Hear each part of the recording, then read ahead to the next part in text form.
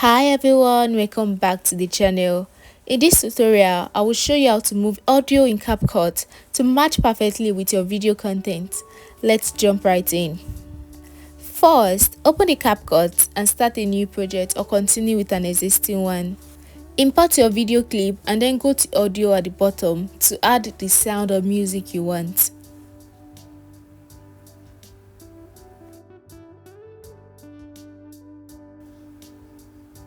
Once added, you will see the audio track appear below your video.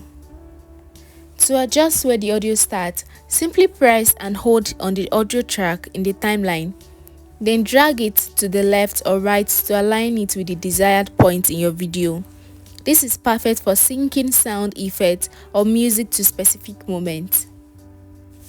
If you need the audio to start or end at an exact spot, tap on the audio track and use the split tool to cut, or drag the end to trim. This gives you the full control over timing. And that's it guys. With these simple steps, you can move and position your audio perfectly in CapCut. Thank you so much for watching and happy editing. Bye bye.